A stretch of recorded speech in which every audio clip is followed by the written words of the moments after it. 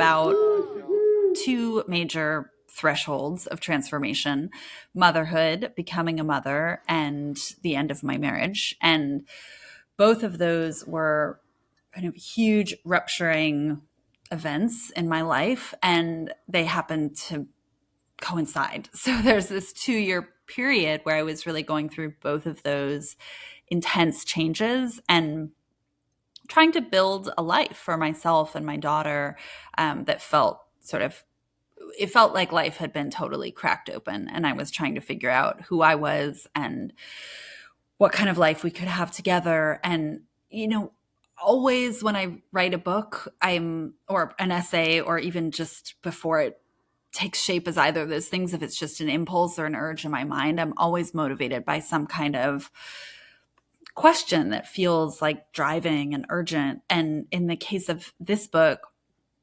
it really had to do with simultaneity and like living both of these things at once, living new motherhood, living through my divorce, and the way that that often gave me these days where I was holding a lot of joy and hope alongside just a lot of loss and grief and anxiety. And it was really the kind of twining together of all of those feelings that was most interesting to me. Like, how do all these things live in a life at the same time? How do all of these things live in a day in the same time? So the book really takes place just over a 2-year period, the first couple of years of my daughter's life.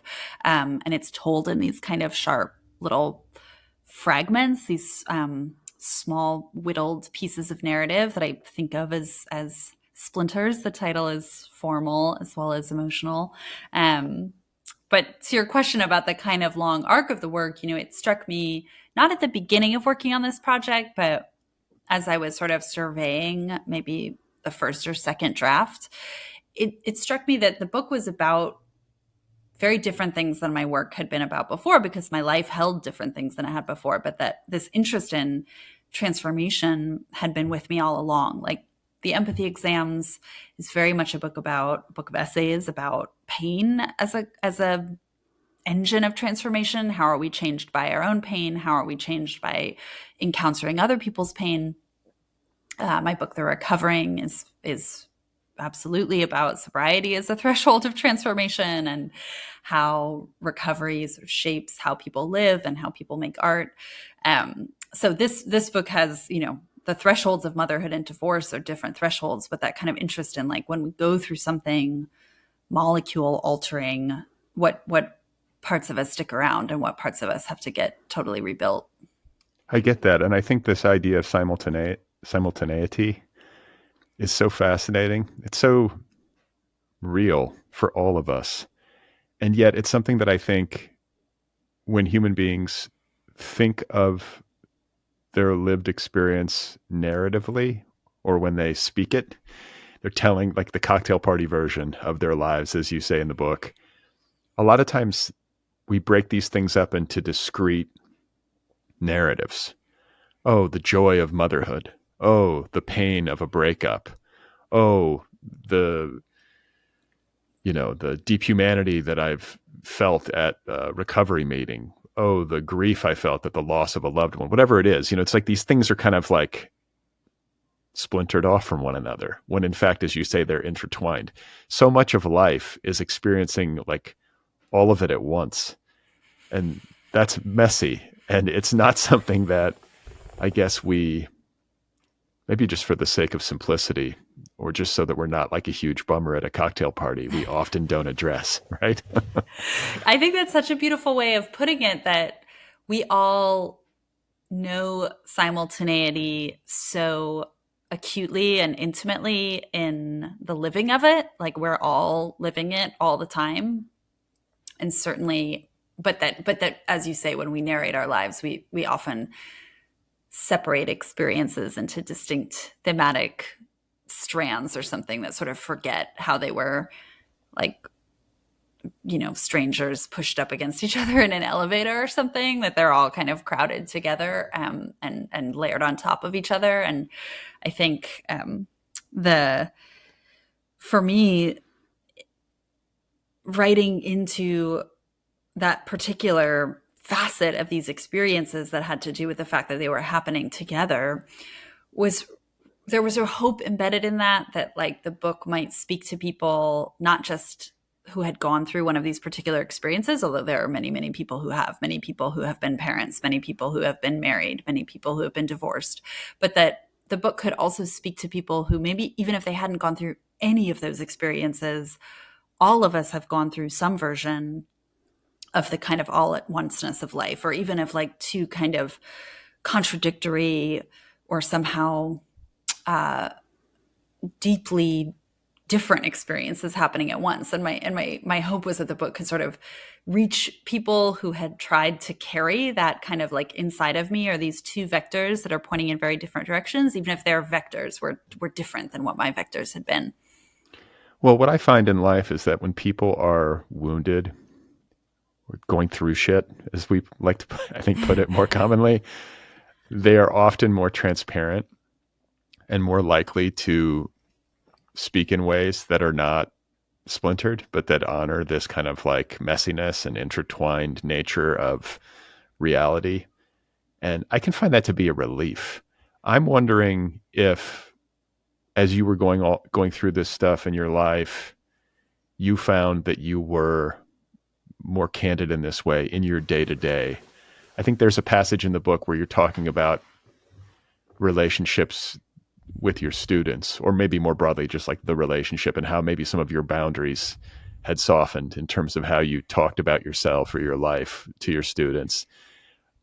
Was that something that carried over into all of your relationships? Did you notice yourself being more candid because of the fact that you were dealing with like this kind of crazy joy and heartache at the same time? Yeah, it's a great question. I think,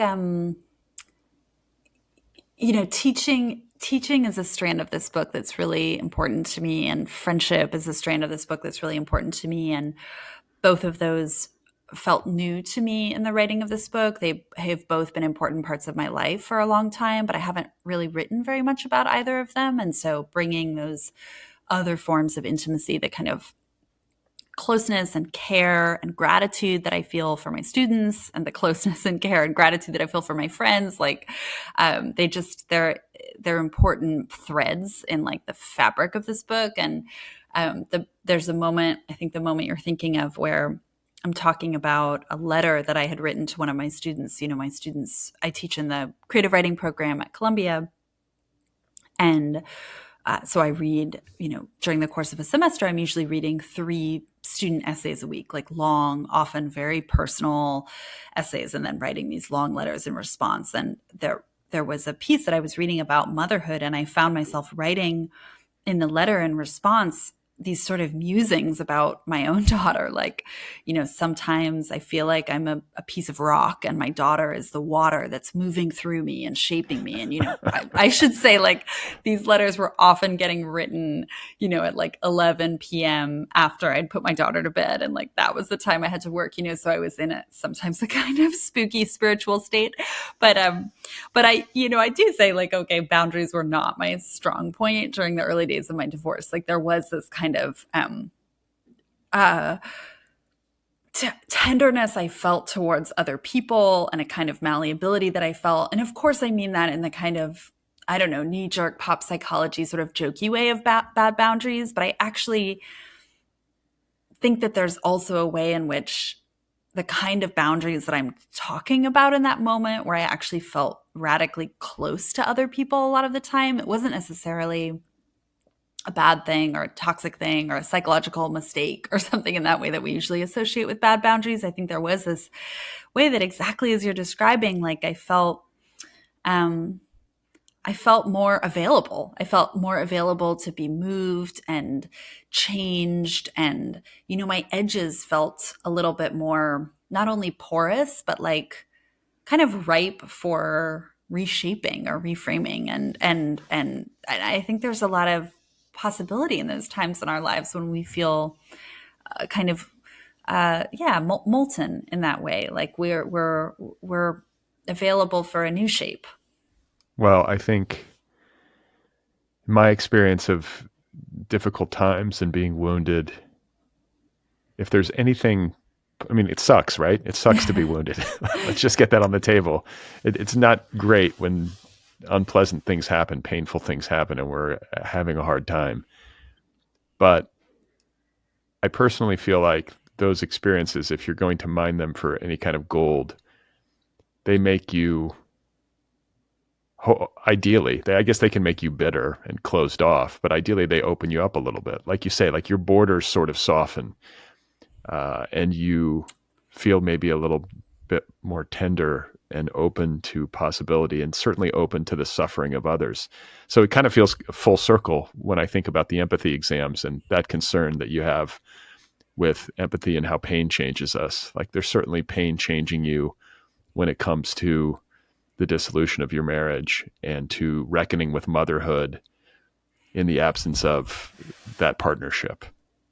Yeah, and I'm thinking about I love that connecting back to empathy exams, and I'm thinking about this thing that my editor on that book, it's amazing editor at Grey Wolf named Jeff Schatz.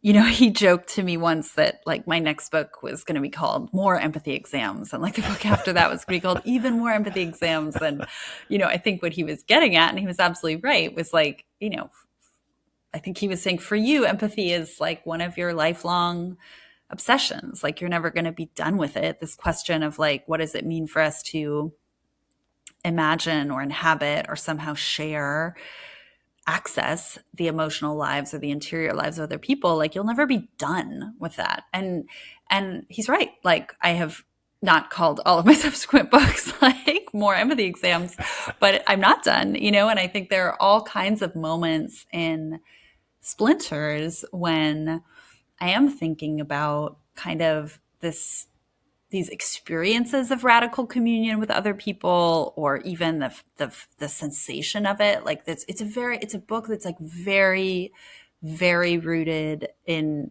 New York City, in Brooklyn, in my life here. And it feels also in lots of ways like kind of an ode to my own lived experience of like life in the city. The subtitle of the book is another kind of love story, and there are lots of love stories in the book.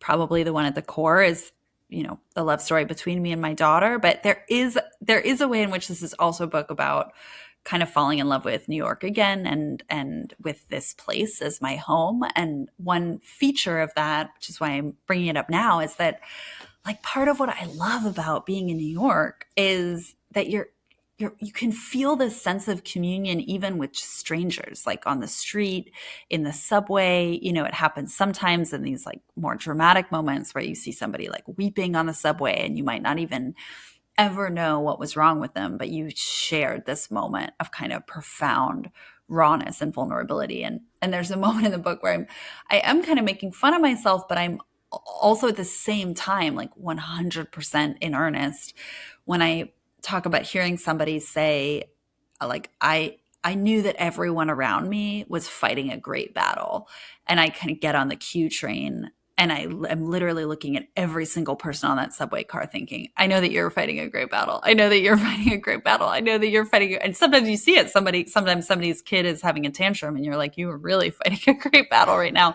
But even when you can't see it, you know that they're, as you said, like going through some shit, even if you don't know what that shit is. So I think that those kind of antennae of awareness and wondering about all these other lives happening around my life are really part of the book too. Well, I want to ask you about the personal nature of this book, the deeply painful parts of your life that you're writing about, the people that are implicated in the book. They're very close to you, right? These are family members that you're writing about, your ex-husband that you're writing about. And this is not your first rodeo. I mean, you've written, personal narrative many times before. So I imagine you have a certain comfort level with it. But this is, as opposed to like hybrid essays, this is one story. This is a memoir. And I'm wondering what conversations you might have had with yourself about that part of it. And then also what it's like at this stage where the book is coming out into the world and people are reading it. And suddenly it's not just like this private territory, but like a public domain and a public conversation. Yeah. I mean, you are right that it's not my first rodeo. But I think in a way it never gets totally comfortable. And I don't think it should ever get totally comfortable. And by it, I guess I mean, well, making art, period. Like I believe that part of what it means to make art, at least for me, is to feel kind of thrust into this space of bewilderment and desire and unknowing at the beginning of the project, where it's like, how do I do this? I don't quite know how to do this. I'm trying to do something that I haven't quite done before. And if I somehow don't have that feeling, if I don't feel like, how do I fucking do this? It means that I haven't, I'm not on the right project yet, because if it feels too much like, okay, I know I got this down. I know how to bring some personal narrative, some cultural criticism, a little literary reportage, like, some books. Like I never want to just fall into the grooves of a certain kind of practice. I always want there to feel like there's some reinvention at the beginning of each project. And so there's a way in which the kind of discomfort of not knowing exactly how to write this book, that discomfort is sort of a sign to me of being like on the right track in some way. And then the particular kind of specialized discomfort, I guess, that comes from making art from what I've lived, making art that, as you say, implicates other people, implicates people that I'm close to, sort of digs into my own experience and makes something from it. I both believe in it as a practice, and often it's easier for me to access that belief as a reader than a writer, right? Like I can say, oh, I'm so grateful for Mary Karr's books. I'm so grateful for James Baldwin's essays. I'm so grateful for Sarah Mancuso's memoir about illness. Like without these books, my life would feel smaller and less accompanied, and I really do that all the time when I'm writing. I think it's almost impossible for me to think, oh my God, I believe in this book so much that I'm writing. I believe in my voice so much. I believe that my experiences are going to be so compelling. I just have to inhabit that feeling of gratitude as a reader and think, okay, I can't know that my books will be for somebody what these other books have been for me, but I can hope. I can hold that pretty firmly as an intention or a desire. And so that's the kind of counterweight, I guess, that propels me through what can often be difficult and emotional about putting work into the world that has like drawn from my life to make whatever I've made. But I also have really developed some practices over the years. Like I always offer to share work with everybody who's in it, like well before I put it into the world. And, there are some exceptions to that. Like my daughter doesn't yet know how to read, so she couldn't read the book. Sorry, kid. Sorry. I actually I heard a really beautiful story from a man who wrote, the book was called Falling, and I'm trying to remember what his name was. It was a book about his daughter's experience of cancer when she was quite young. And I think he published it when she was maybe 13 or 14. And he said that he read it aloud to her. He read the whole book aloud to her, and got her feedback, as part of his editing process. And that felt like just stunning to me, just stunning, and very much kind of what I aspire towards. My own versions that are not always so moving and beautiful, but I offer to share the work. And then I say, if you want to share your thoughts with me, like I would really love to hear them, and I'll edit with them in mind.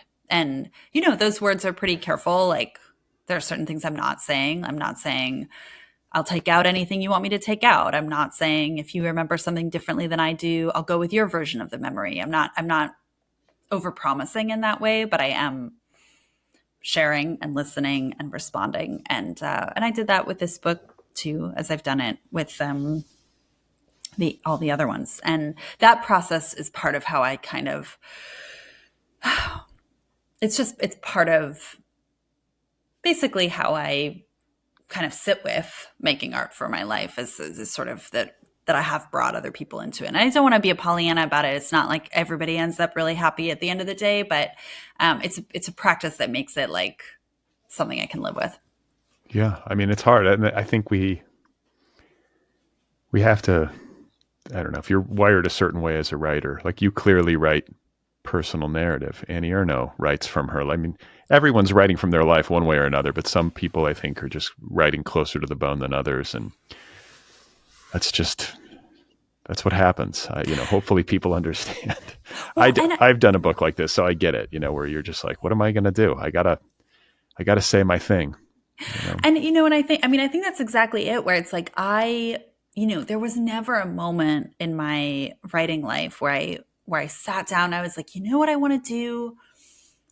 I want to write from my own life. I want to write some of the hardest stuff. I want to make things incredibly complicated. Like it doesn't happen like that with art. At least in my experience of making art, it's like I started to realize that some of the best writing I could do was some of the writing where my prose was strongest, where my language felt most alive and original, where I felt like I caught that sense of some kind of fire and could follow it, that was happening when I was writing into my own experience. And I do feel like when you make things, you just have to kind of listen for like when it's coming alive and be willing to follow it. And my relationship to personal narrative felt like that. It felt like I was following what my work was trying to tell me it wanted to be. And that's honestly been a lot of different things. Like my first book is a novel. Like I have written, a lot of essays that do kind of live in this hybrid gaze pointing towards my own life, gaze pointing out at the world, gaze pointing back into history, gaze pointing at other people's lives, that intertwined way. I love that form. I'll never get tired of it. I'm also, I also write things that look a little bit more like straight journalism. And I'm also perhaps not coincidentally working on a novel, which does feel like it feels energized, I think, by the ways in which it is kind of turning away from what this book was. But again, that's like what every book, for me at least, what every book is. Every book has to sort of turn away from what the last book was and like find its own different way to be. So when it comes to putting a book like this out into the world that is so personal, again, it's not your first book, so you've been through the process of being reviewed before, but to be reviewed when the story you're telling is so close to your heart, does that make it more nerve-wracking? How much do I wish I could say no? How much do I wish my whole life as a writer, I've totally aspired to be one of those writers. I think they're out there. I don't think I know any of them. Maybe I do. Those writers who like don't even read their reviews. Like they're like, they just don't even engage. They're somehow like, they, in my mind, they're like ethereal beings who like live above the fray of just like, I don't know, caring what other people think. There's a saying in recovery that I love. What other people think about you is none of your business. And, the first time I heard that, I was like almost indignant. I was like, that's my life's project, is like managing, curating, and changing what other people think about me. Of course, it's my business. But like most cliches that I resist forcefully enough, it's like only because they're like the ones that I need the most. And, this idea that you can't, not only are you not able to control what other people think about you, but it's actually not your right to control what they think about you. Well, and it reminds me of the little, what is it, needlepoint in your mother's bathroom with the Buddhist like opposites on it, like Yeah. praise and blame, like fame and disrepute or whatever it is. Like, Yeah. It's like joy, sorrow, praise, blame, all the same. And there's a moment where I'm like, wow, sounds like a great idea. Like nothing could be further from my experience of the world. My mother is like a better creature in so many ways. This book is also totally just like a love letter to her, and all that she's given me. But yeah, I mean, all that is a long way of saying like, I do care. I care how people respond to the book. I care what they say about it. I care what reviews say. And it just is more, intense when the book is so close to your life, because often, not always, but often it feels like it's your life that's being evaluated. And sometimes it quite simply is your life that's being evaluated. It's not just even that you feel that way. It's like literally what the reviewer is doing. And, there can be a whole kind of spinning out where, I feel hurt, and then I dive deep into self-recrimination around, like, you made your bed, now lie in it. You choose to do this kind of work. What do you expect? What do you deserve? And I should say, you are being widely reviewed, which is not the case for most writers. So it's like, Yeah. Is it worse to have somebody review the book and maybe say something you disagree with or don't like than to not be reviewed at all? Yeah, 100%. And I think also, and I think the fact that I have so many close friends who are writers, and we all have different professional lives. And so I'm like, well, I spend a lot of time kind of thinking and talking about just like many, many different ways that a career can go in terms of, how much the work gets read, how much the work gets reviewed, what rejection looks and feels like in any given life. So I'm always like holding an awareness of both just like what an incredible and lucky thing it is to be able to write book after book, to be able to work with my same editor on book after book, who's this like amazing, amazing friend and partner. This Ben George? Yeah. Do you know him? I don't know him, but I read about him in your acknowledgments. So Yeah. and I know of him. So yeah. And he's actually, one of the books like kind of down the pike is a craft book that we're working on together, in which he is like kind of a character too, because I write a bit about his feedback on my books, because our process is like quite intense and collaborative. So I feel like it's come full circle that now he's like, going to be a named like Ben. You'll kind of get to know Ben in this book down the line. But I feel great. I feel grateful to be read. I feel grateful to get reviewed. And I try never to let go of those forms of awareness and gratitude, even as they don't always make you feel better about a thing in the moment. And I think there's a way of like wielding gratitude like a cudgel, and there's a way of like actually inhabiting gratitude. And I guess what I mean by that is, like, at least for me, sometimes when I'm feeling a hard feeling, whatever that hard feeling is, I can sort of feel like I don't even have the right to be feeling it, because I should be grateful for X, Y, or Z. Grateful for, and that kind of gratitude feels almost like an emotional superego rushing in to be like, don't feel that thing because it's lucky that you have this thing. And that can be 100% intellectually true and not really help.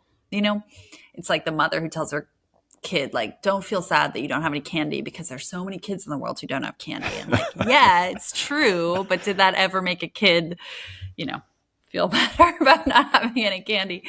But I think there's another kind of gratitude where you're really actually just trying to recognize and take solace in like the good that's there. And Mary Carr, actually, who's an amazing human and a friend of mine, has talked to me about gratitude in a way that has really helped me, that has to do with like just getting very specific, like I tell my students on the cake I made for them, get specific. And, for her, that's like, think about particular moments where you felt something good, like, watching your daughter in the bath, or like lying next to your daughter and she finally fell asleep, or at the end of a long day, you had just like a fucking awesome slice of chocolate cake, or like you felt like spring for the first time in 4 months in the air. Just like very, very like visceral, tangible moments. And that's a kind of gratitude that I can get behind, because it feels very different from the sort of superego charging in to be like, you're not feeling the right thing, feel this other thing. And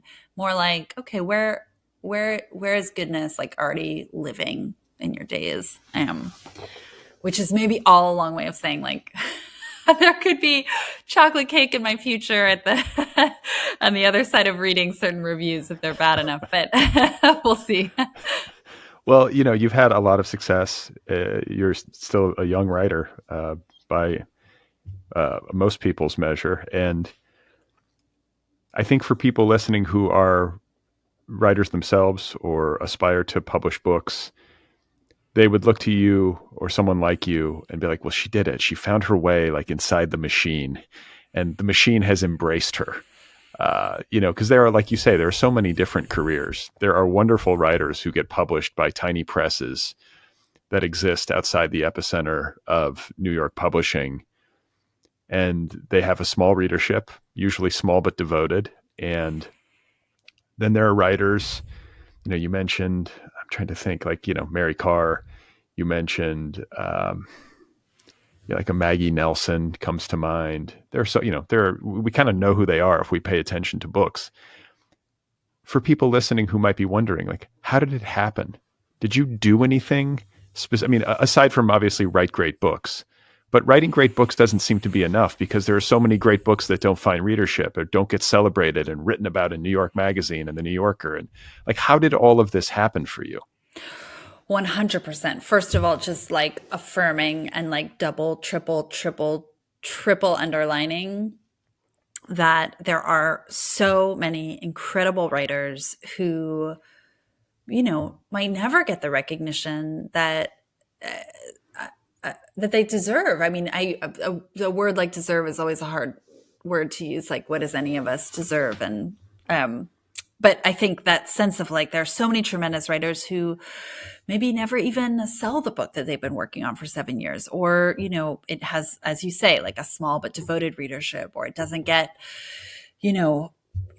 reviewed. And I mean, my first book was maybe a book that had something more like that experience. I didn't get widely reviewed. And this is the novel The Gin Closet.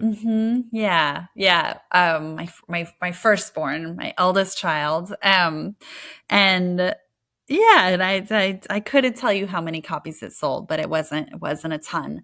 And anyway, all that to say that I've been tremendously lucky, and I'm so aware of how many. It's a struggle. It's a struggle, and it's really hard. It's hard. It can be hard to believe in what you're doing when other people aren't seeing it or fully able to see it. And it's just hard to get rejected. It's hard to get rejected, no matter who you are or where you're at.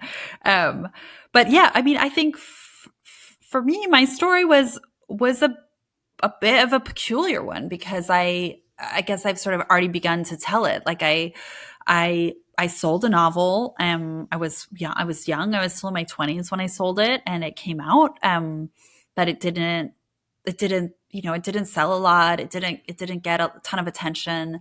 And in a way that I don't think I fully realized at the time, but realize more now, that didn't put me in a great position for the next book. Like, it's actually a weird thing about publishing as opposed to other careers, where the harder and longer you work, maybe the more security you have, the more money you make, the more whatever. It's actually like you have there's a certain kind of potential maybe sometimes that people see in you as a debut writer. And then if your book doesn't live up to expectations, you can actually be in a much tougher position putting out a second book, because you don't have this like debut card to play anymore. So the second book can actually be this like very tough position, because also publishers are looking at a sales record from a first book and thinking, like that didn't work out, or so, So anyway, all that to say, I think I wish people talk more about this, because I think it's a truly difficult part of publishing, that you kind of, it sometimes gets harder and harder the longer you go, rather than somehow getting to build on what you've done before. Anyway, all that to say, I wasn't really thinking about any of that. And I was just writing these essays because they were what I was excited to be writing. And then I had this kind of magical experience with Grey Wolf, which is just, among other things, a testament to indie presses and what they do. And Grey Wolf is like a big indie press. It's like the great Gaia, Mother Earth of indie presses or something. But it's, we put out this collection of essays that, nobody expected it to do what it did. And it kind of blazed this little comet trail, and it just felt like, oh my God, some forces in the universe came together and the book struck a chord. And that was just a major turning point for me. That was And the thing. That was the yeah, pivot. And it absolutely. sold a lot of copies. It did. It did. Um, yeah. Do you know what it was? Like, was there something that happened in the media that like set it on its course, or was it just like the book went out into the world, there was enough good review coverage in the early going to get it into people's hands, and then after that it was word of mouth? Or was there a single review that you think really like helped it to explode? It's a good question. I think that it definitely did feel kind of like a collective groundswell. Like it had a lot of support from indie booksellers who have always been just like a tremendous community for me. I love booksellers and have gotten a lot of support from booksellers. So I think there was just a ton of kind of buzz and conversation. People were telling their friends about it. And it was this kind of essay that hadn't maybe read that much before, that was both personal and critical. And so people were talking about that. And then there were two really, really great big reviews in the Times, in the Daily Times and in the Times Book Review. And I think those reviews just helped kind of set it on a certain course. But it felt like those might have been the single biggest movers, but it felt like there was a whole kind of swirl of energy around it. It's a good way of putting it. I mean, it maybe feels like it just sounds frustrating to you. It's like it's like, oh God, is this just sounds so insufferable? Kind of like, well, I don't know. There was this cosmic swirl of energy around it. No, but that's as close as you can get to why certain books catch a wave in the moment that they're, because like it's a combination of things, right? It's the quality of the work primarily, but it's also when the book is published, the timing of when a book arrives and where it meets the particular cultural moment that it arrives into matters. Sometimes the culture just is ready for a particular book or a particular subject matter. And then sometimes it has to do with like preceding work, whether it's published books or it's online essays that have found an audience and have sort of whetted people's appetites. Like there's a whole multitude of things that it could be. And then on top of that, I think there is just some weird cosmic thing that's happening, and none of us know how to even name it or control it, right?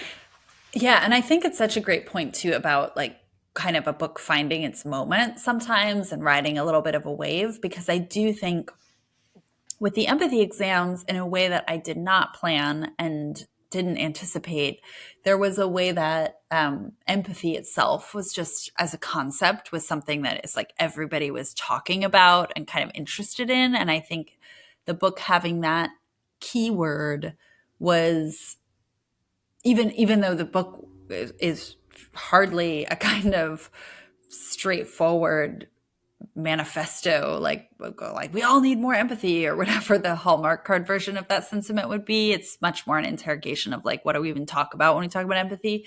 But I think there was this real cultural hunger to be thinking, and the book came out in 2014, and it just, in that cultural moment, it was like kind of in the zeitgeist. The kind of importance of empathy, and also maybe a little bit of a backlash against empathy. I remember doing a couple of joint radio interviews with this Yale psychologist. I don't think he's there anymore, Paul Bloom, who was writing a book against empathy. And so sometimes people would bring us together. He was really funny about it. He's really smart and he's great. But he was like, it's so unpopular. Like, it's like I'm writing a book against puppies or something like that. But, we would sometimes radio shows would like bring us on, and it was almost like in the cage fight, I was supposed to be pro empathy and he was supposed to be anti empathy, but we actually probably agreed about more than we disagreed about. But anyway, all that to say, I think there was a hunger for these conversations about empathy that the book kind of unwittingly tapped into. Yeah. I think like the temptation for people, like writers who are kind of coming up or looking from the outside in, they can think to themselves like, well, this person knows stuff about how to operate like within that system. Like they know how to strategically maneuver in ways that I don't. And it doesn't sound like that's the case with you. Maybe that's not the case with anybody. Like there's nothing specific that you're doing in terms like relationally. I guess being in New York is an advantage. Being able to live in proximity to New York, I do think confers at least some advantage on people who are interested in publishing, just because you have a better shot of like meeting people in the business. I don't think that's untrue entirely, right? But I do, yeah. I mean, I think that might be true. But I think what you're saying is so right that like I don't, I don't experience myself as somebody who kind of has all the cheat codes or something like that, and that I often feel.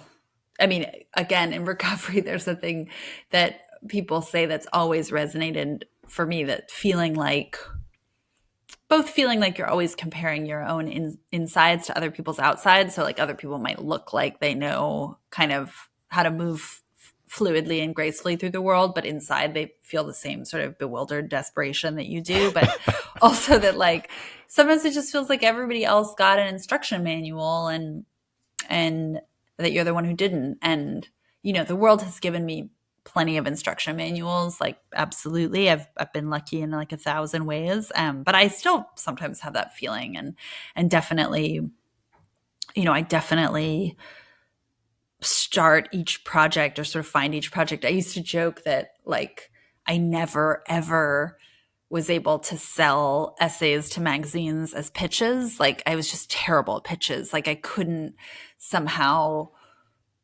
market my own ideas in that way. I couldn't convince somebody that this thing I was going to write was something that they would want.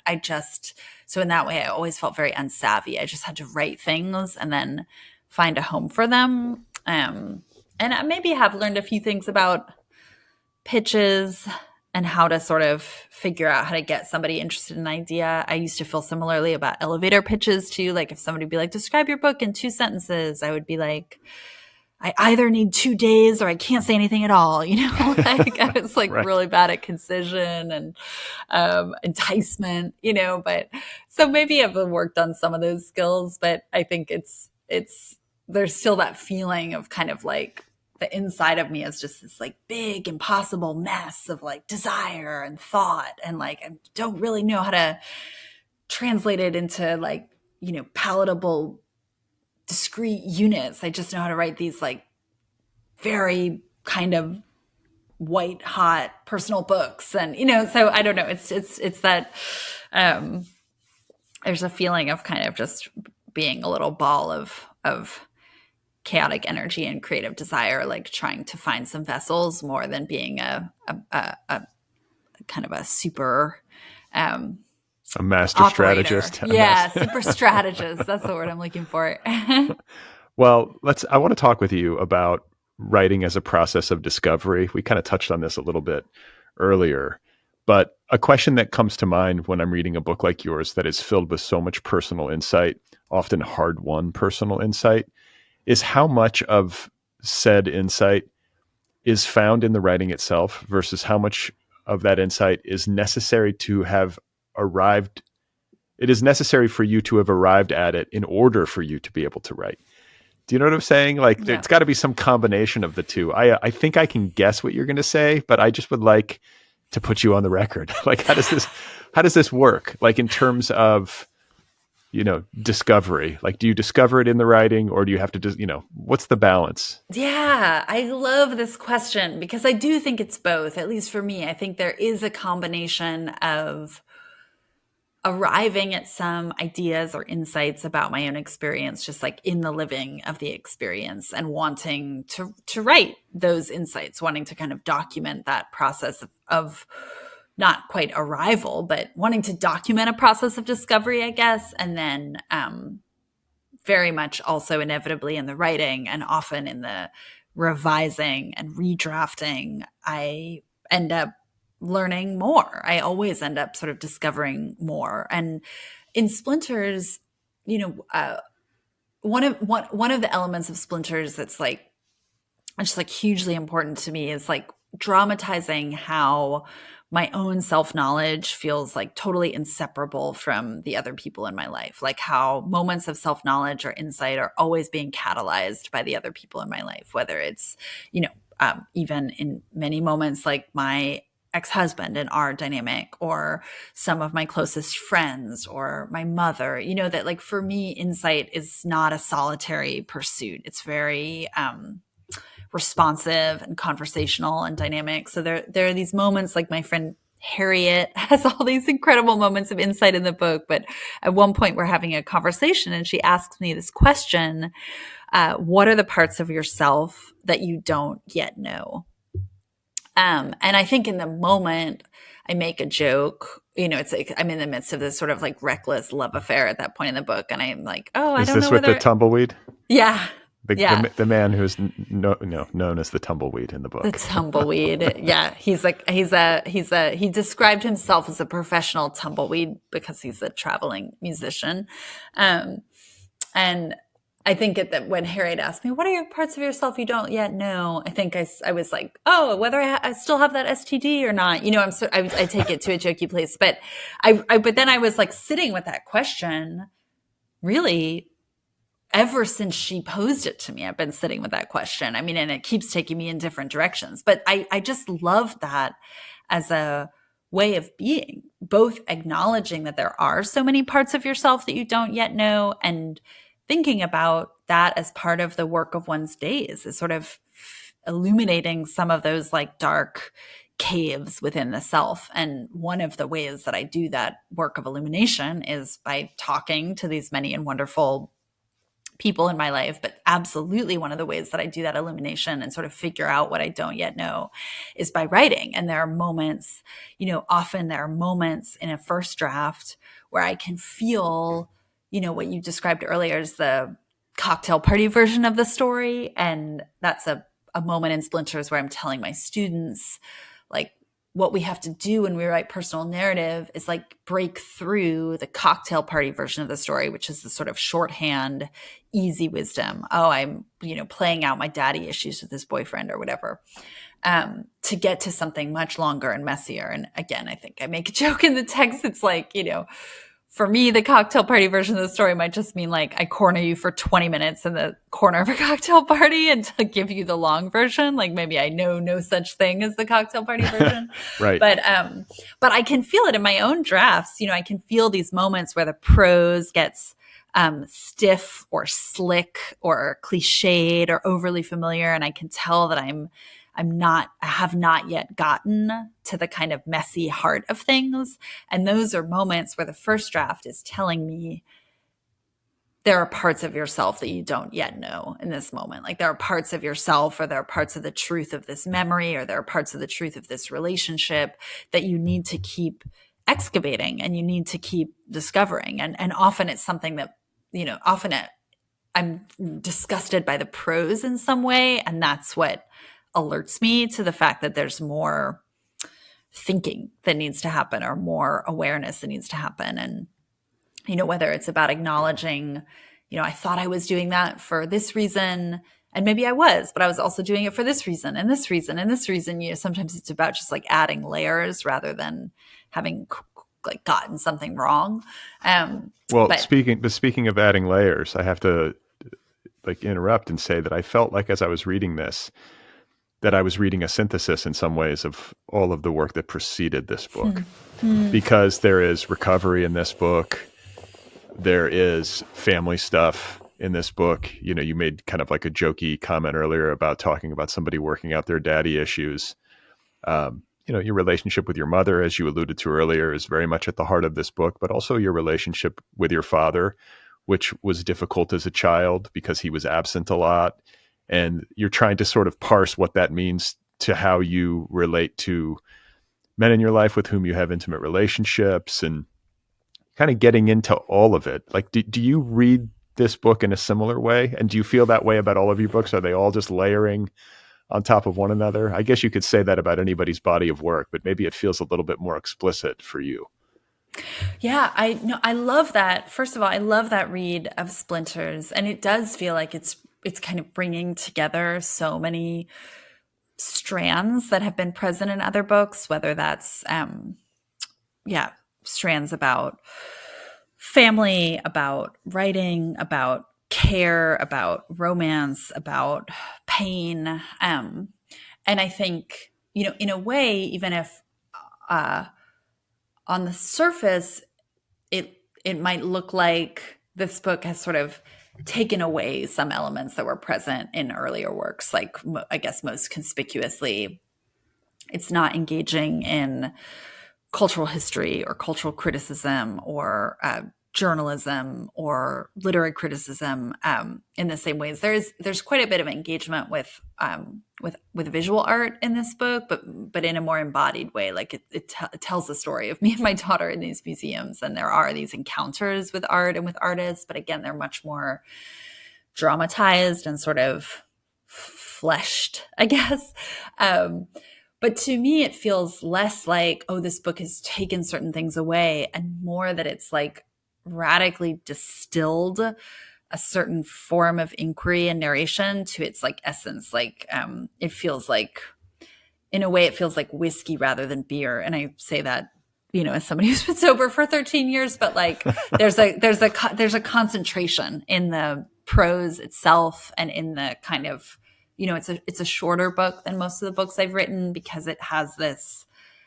I was absolutely ruthless. Like every sentence had to be essential. Like every scene had to be just the most absolutely whittled, concentrated version of itself. So to me, that idea of synthesis is exactly right, because the feeling of this book to me, the texture of this book to me, is that it's trying to kind of bring everything about what I've lived and everything about that I've learned about trying to write the best fucking sentences that I could, and just kind of created a book of that in its most distilled form. I mean, that was, the hope.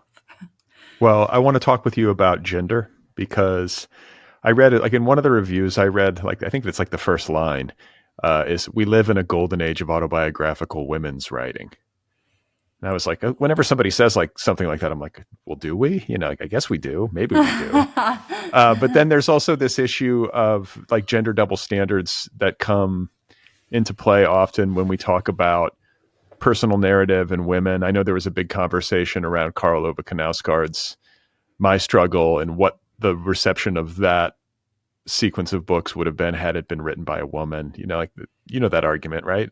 Mm-hmm. But can you just talk? Katie Roiphe had a big piece in Slate, I think, that was literally titled, "What if Knausgaard had been a woman?" Right. Yeah. So, and it's a fair question, and I'm just wondering, as somebody who has written this sort of synthesis and this very personal narrative dealing with delicate, intimate stuff, like what your conception is of this moment in publishing history with respect to women and personal narratives. And then also, like, have you experienced that double standard? Are you sort of girding yourself for it possibly in reviews? Like, is that something that's on your mind? Yeah, I think about gender and genre all the time, and I do think there's so many ways in which, when female writers write personal narrative, when female writers invoke their lived experience in their art, it can be seen as limited in its ambition. It can be seen as uncrafted, even words that are sometimes leveled, and I think truly meant as praise, raw, brave, vulnerable. All of these words also threaten to kind of obscure and deny the work as art. Like, it's implicitly, I think, getting posited, especially when it's written by women, autobiographical writing, as this kind of alternative to the great daring work of invention, the great work of kind of making things up. And that when you just write down what happened, there's something ultimately less rigorous and artful about that. And I think absolutely it's kind of connected to the ways in which, when women, even when they're writing fiction, when they write kind of a domestic fiction, a fiction about family, parenting, marriage, interpersonal relationships, that it, again, can be seen as sort of cloistered or limited in its scale or its scope or its truth. And I don't know, I think about, there was a review of Chris Kraus's novel, I Love Dick, by this critic David Romanelli in Art Forum, where he describes the book as secreted more than written. And I think that, to me, that piece of language, again, kind of distills and lays bare something that's often lurking underneath the language, which is like, you didn't really have to do that much. You just sort of published your diary or something like that. And I don't know. I think, to me, it feels like such a misunderstanding of the craft and work and art of, making art where the materials are what you've lived, but all the work is the same as fiction. It's like, how does one create the experience of consciousness on the page? How does one make relationships complex and multifaceted and in constant states of flux and evolution? How does one structure a story so that it feels like both surprising and inevitable at once? Like, how, like every question you could ask about literary craft is a question that plays out whether or not you're working with the materials of an imagined set of events or a lived set of events. So sometimes the ways in which, again, especially writing by women that draws from life, gets sort of dismissed or undermined is yeah, I mean, I don't know what to say. So it pisses me off, and I think the in the Times review of the book, of the one that you were referencing, it's like because I'm somebody who reads my reviews rather than the ethereal creature who doesn't. I mean, there's something amazing about being in the company of, the book. Sort of the review opens with this paragraph of, contemporary female writers who are like writing brilliantly about their lived experience. And I love that. I love that recognition that there can be a kind of brilliance in that work. And I certainly love, being in that wonderful company. Even if I, think there are also like other eras where women have been writing in tremendous ways, like from their lived experience. But I also think I guess it's great to see a sort of gendered recognition, maybe as a corrective to previous decades of like more gendered dismissal. But I long for a time when the sort of artistry of personal narrative maybe doesn't need so much defending. Yeah, well said. I mean, I think there's a line. I don't know if it's your line. I'm remembering it about how when it comes to women and personal narratives, how the woman is often sort of cast as both the artist and the subject. Maybe I don't know. Does that resonate at all? I pack my head with so much stuff prior to these conversations that I often forget, but it made sense to me at the time, is that, you have these words like raw, vulnerable, and it's like there's the woman with the paintbrush in her hand, but she's also somehow impossibly the model posing, Well, and it makes sense. I mean, it absolutely makes sense to me that, I mean, I think it's sort of a beautifully formulated version of the tension or articulation of the tension that so much of the time when the woman is a character, is the model, it becomes impossible to recognize as fully the ways in which she is also the artist, the ways in which she is also the one kind of wielding the paintbrush. That's what I meant to say. Well, there's so much that we have not had a chance to discuss. There's so much that this book contains, but that is the fun of reading it, and listeners will have to explore it for themselves. I always ask people before I let them go if they are working on anything new. You spoke earlier about a novel that you're working on. Is that it? And trying to think of what you said about the novel. Usually people are pretty cryptic. I didn't say anything. I'm working on two projects actually, which I'm very grateful for, because I always need to be inside of a project in order to survive the publishing of any book. I am working on a novel that is this kind of wild, multi-era. It takes place.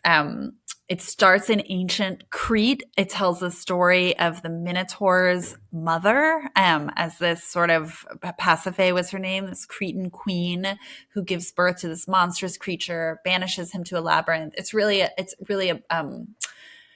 kind of a story about parenting and about culpability and about shame and about loneliness. Anyway, I tell the story of the Minotaur's mother, and then I tell the story of a cult of women several centuries in the future who have come to worship her as their kind of guiding goddess. So it's also a novel about the kind of the cult experience and how and where we find our female icons. So it's both incredibly different from this book, because like I'm writing, what is a little baby bull like when he's breastfeeding and stuff like that, but also totally the same as this book because it's totally about like being a mom.